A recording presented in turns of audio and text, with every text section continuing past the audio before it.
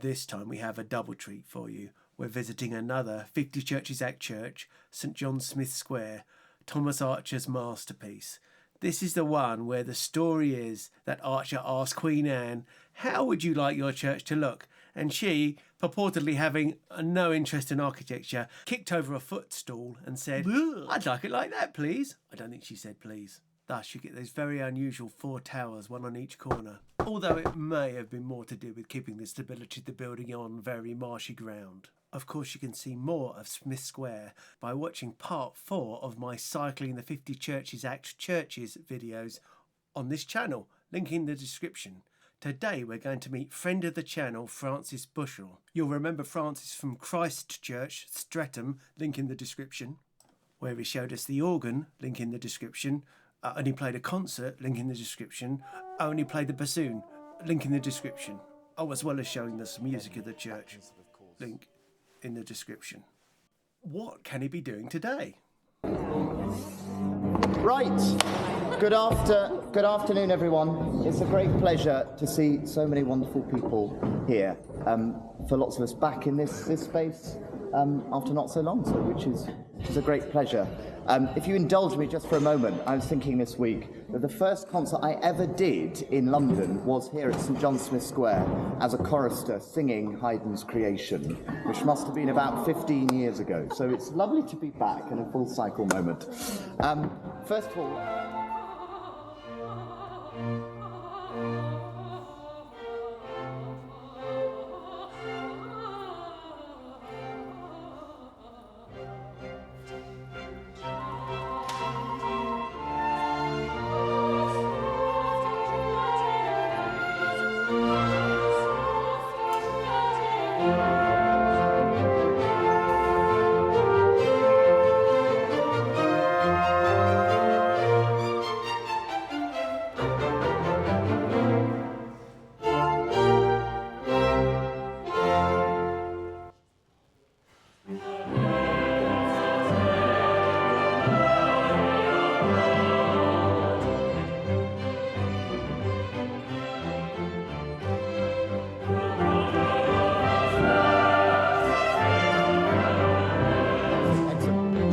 Just before we get any further, I think generally, depending, we'll see how it is later, but at the moment, just slightly less brass, just whilst we've got the choir. Lots of text, choir. Save your voices, of course, but we can have lots of consonants nonetheless. Right, once more and a bit faster. And 1.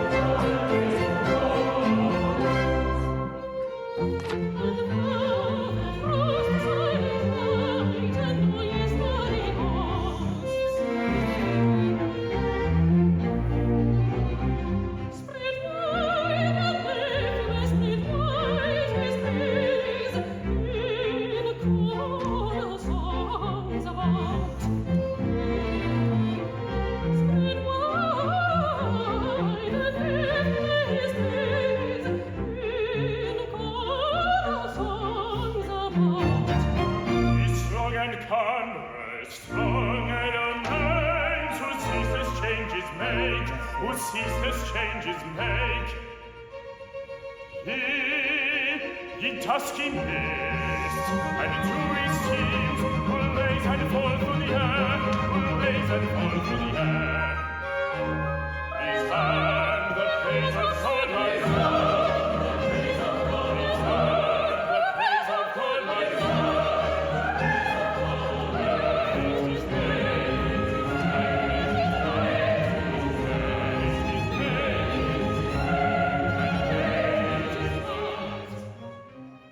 Wow. So I've just been listening to the rehearsal. That was really amazing. What amazing orchestra. They're fantastic. So tell me a little bit about the orchestra. The orchestra sort of has its foundation in the South Bank Sinfonia, now Sinfonia Smith Square fellowship that I myself was a part of last year from 2023 to 2024. And we basically had so much fun playing together that Melissa, the manager, who's one of the viola players, came to me and said, well, you're a conductor and you want to set up an orchestra, so why don't we set up an orchestra based out of our year? And so this is our first gig, but it's been wonderful bringing everybody back together and playing together in a group of which we know very well is really, really fantastic. So yeah, a cracking group of players. I'm very lucky to be standing in front of them. I was listening. There was a bit where I was listening to the brass section over there. And it was one of the most difficult things I think I've ever heard, the brass.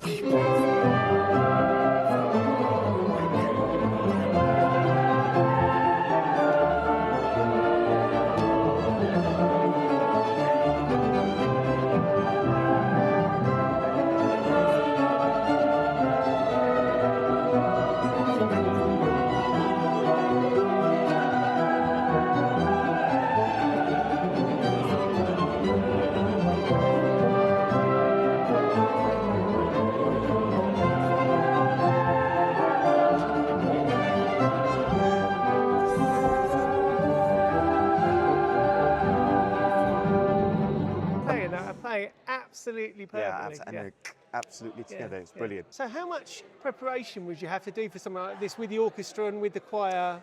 Well, with the choir, we started rehearsals about 2 weeks ago, and we've had sort of weekly rehearsals with them. But with the orchestra, we only met last night for the first time, or yesterday afternoon.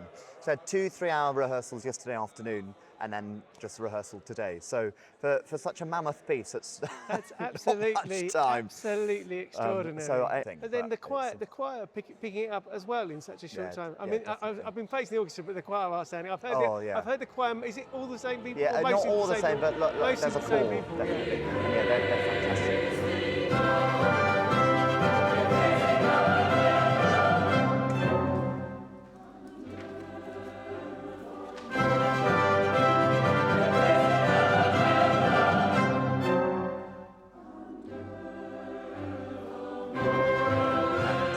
And with something like this, you have to give it your all. Otherwise, it just won't come to life. And they really are with their sound, with their words, with their energy. It's fantastic. Yeah. What about this piece, the creation? Well, I think it's an absolute masterpiece. For me, I have 3 favourite pieces of which I could not choose, and this is one of them, just because I think it's got so much life, so much joy, so much extraordinarily beautiful music that just makes the whole thing so much fun to explore and then to perform as well. And I think it's Haydn at the very end of his life, and you sort of get a sense of this genius just sort of at the end thinking, right, my life isn't quite over until I write something like this, and then I can be done. And is it his biggest piece of music? He wrote this and another oratorio called The Seasons, and I think that is actually slightly longer,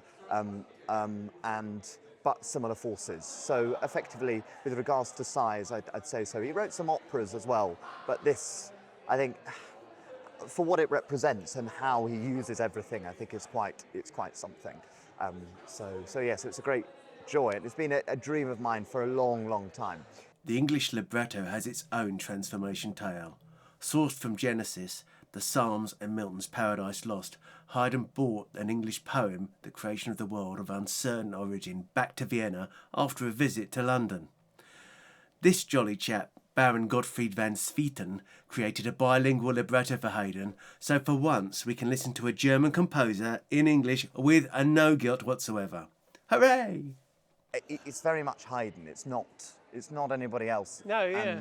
And the reason I think Haydn is a very underrated composer, not only because his music is so brilliant, but of the influence he has had on so many of the other greatest composers, such as Mozart, Beethoven, and Schubert. Yeah, and that was during his lifetime as well. Indeed, but then exactly. Yeah. And he taught Mozart.